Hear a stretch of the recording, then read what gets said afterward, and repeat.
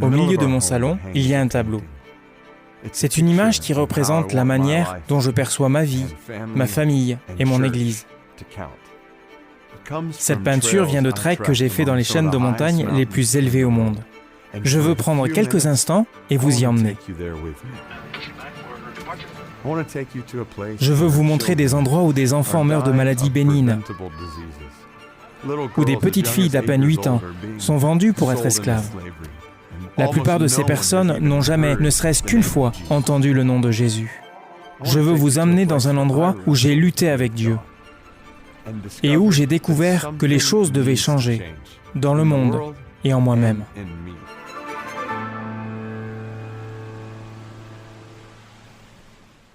Nous sommes dans l'Himalaya.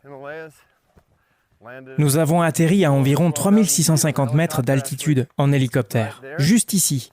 Nous sommes actuellement dans un village qui est, pour ainsi dire, notre base.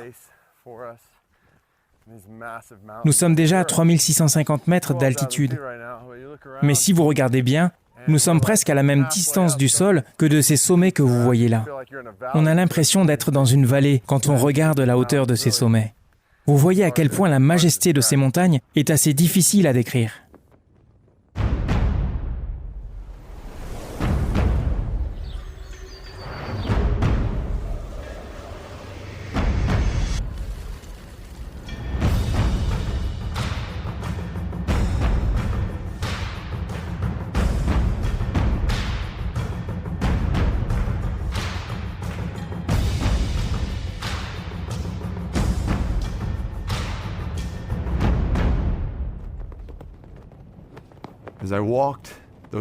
C'est au cours de ces treks que je me suis rendu compte qu'il n'y avait pas que des belles choses ici.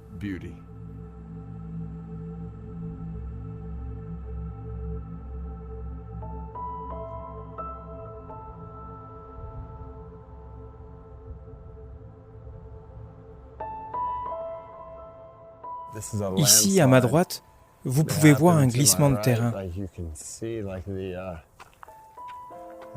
Vous pouvez voir qu'une partie de la montagne s'est effondrée.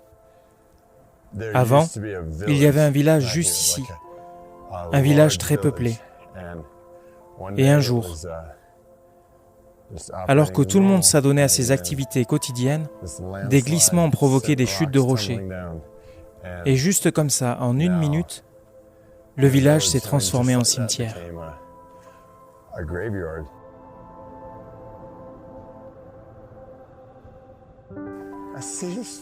J'ai l'impression de pouvoir voir encore le visage des habitants, des personnes âgées, des jeunes, des enfants. Je marche à un endroit où des centaines d'entre elles, je ne sais pas combien, sont enterrées juste là sous mes pieds.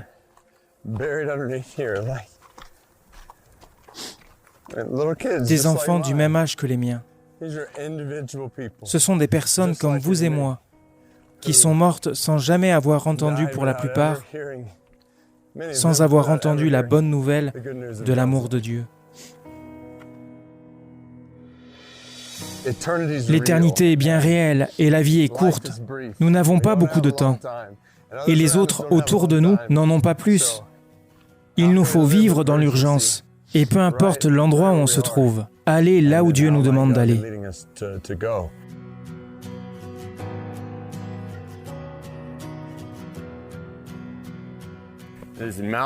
Chaque sommet de montagne nous montre la grandeur de Dieu.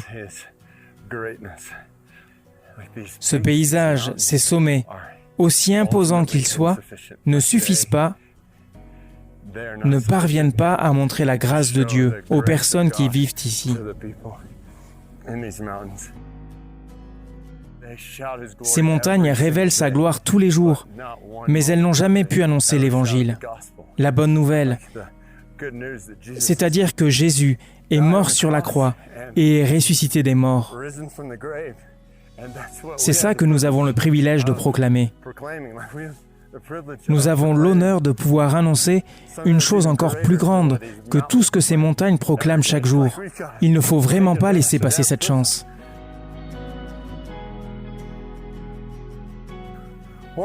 Nous avons l'honneur d'annoncer que le Dieu qui a créé ces montagnes nous aime et a trouvé un moyen de nous pardonner de nos péchés et nous l'a fait connaître. Vous voyez ces sommets là-bas? Les gens qui habitent dans ces montagnes sont persuadés qu'il y a un Dieu au sommet. 70 personnes sont mortes en essayant d'aller le voir. Les gens pensent qu'il existe là-haut un Dieu qui ne veut pas être connu. Et moi, je loue Dieu, ce Dieu qui a créé cette montagne et toutes les autres, car il veut, c'est son désir d'être connu. Et nous avons l'honneur de le faire connaître à ces personnes que nous croisons chaque jour. Nous avons la joie de répandre cette bonne nouvelle parmi ceux qui ne l'ont jamais entendue, de vivre nos vies en faisant connaître la bonne nouvelle de la grâce de Dieu à des personnes qui ne la connaissent pas. Nous avons la chance de faire ce que ces montagnes ne peuvent pas faire. Dieu nous a créés, il nous a façonnés, chacun de manière unique, pour que nous puissions agir dans un monde dans le besoin. Et nous avons tous des dons et des aptitudes, des talents, des ressources, pour faire que sa grâce et sa gloire soient connues du monde entier, de ceux qui sont près de nous et au bout du monde. Et je crois que le moyen d'y parvenir, c'est de faire le premier pas et de dire « Qu'est-ce que je peux faire pour que la grâce et la gloire de Dieu se manifestent dans la vie d'une personne qui en a besoin autour de moi ?» Il veut que nous mettions nos vies au service de sa gloire. Faites le premier pas et voyez où Dieu vous mène. Les dons de grâce qu'il vous a donnés, il les utilisera d'une manière encore plus surprenante que tout ce que vous pouvez imaginer.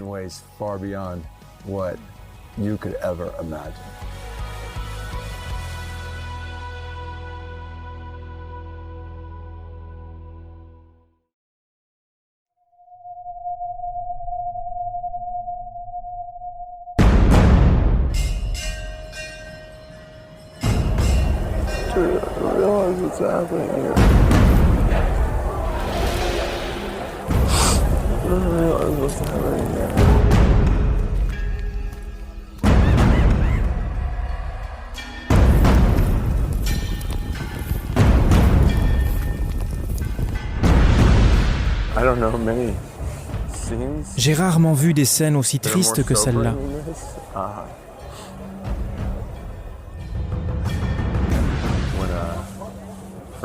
Lorsqu'un ami ou un membre de la famille décède, les proches ont 24 heures pour amener le corps à cette rivière. Ils placent le corps sur un bûcher funéraire et ils y mettent le feu. Ils croient que le fait que les cendres tombent dans l'eau aide au processus de la réincarnation. Il est difficile de supporter une scène comme celle-ci, car on se rend compte que ce que l'on voit est une matérialisation d'une réalité spirituelle. Ces personnes qui 24 heures plus tôt étaient en vie sont désormais dans les souffrances éternelles, dans un lieu que Jésus décrit comme un feu qui ne s'éteindra jamais et brûlera toujours pour l'éternité. Et ils ne peuvent pas placer leur foi en lui, recevoir la vie éternelle, s'ils n'entendent jamais parler de lui.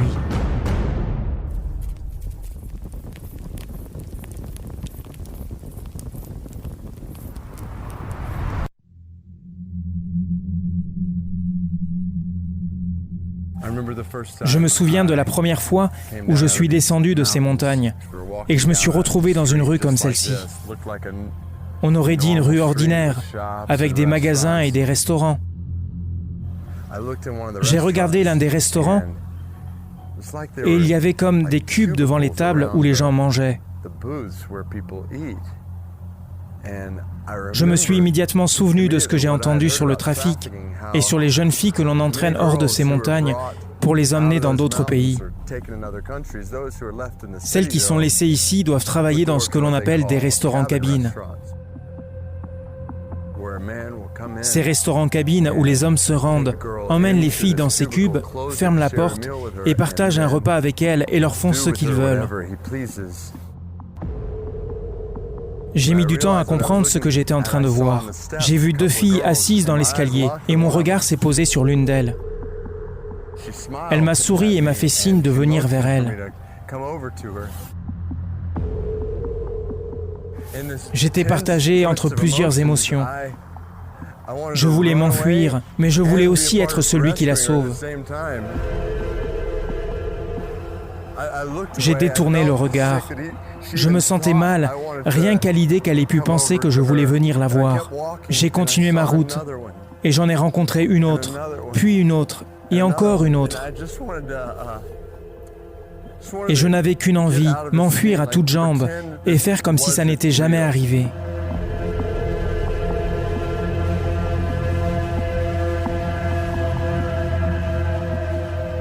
J'ai l'impression qu'il m'a fallu une éternité pour retourner dans ma chambre. Dès que j'y suis arrivé, j'ai jeté mon sac à terre et je me suis effondré. Je ne pouvais plus m'arrêter de pleurer.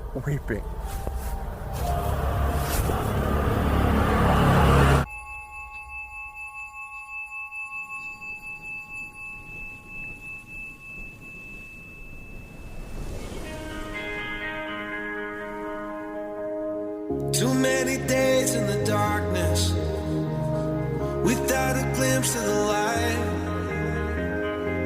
Running tired and broken and scared, but I swear I'll never give up the fight. Une chose que j'ai appris dans ces montagnes, c'est que même lorsque l'on croit voir ce qu'il existe de pire dans ce monde, il y a toujours une lueur d'espoir. Je me suis retrouvé dans une pièce où l'on faisait de la thérapie artistique avec un groupe de jeunes filles qui avaient été vendues à l'étranger et qui avaient été retrouvées et sauvées. Et ces filles peignaient.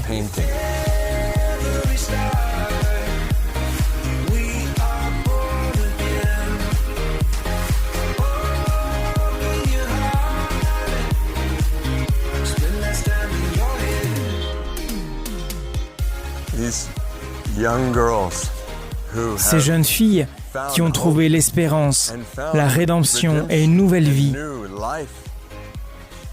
elles peignaient cette image. Je n'ai pas compris ce qu'elles faisaient jusqu'au jour de mon départ.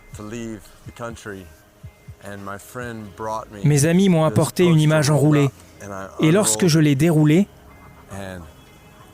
j'ai vu cette magnifique carte du monde multicolore. Et au milieu, il y avait le psaume 67, verset 3. « Les peuples te louent, ô Dieu, tous les peuples te louent. »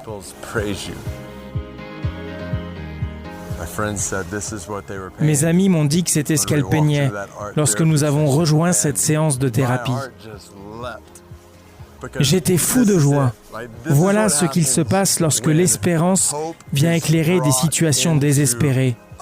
Lorsque l'on fait connaître l'amour de Jésus dans un monde privé de nourriture spirituelle et physique, il en résulte de la beauté née de la louange donnée à Dieu.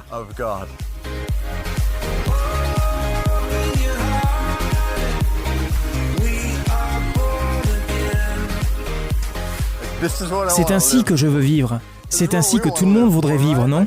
Je veux que ma vie soit utilisée pour répandre l'amour, la miséricorde et la beauté de Dieu dans les situations les plus sombres qui existent.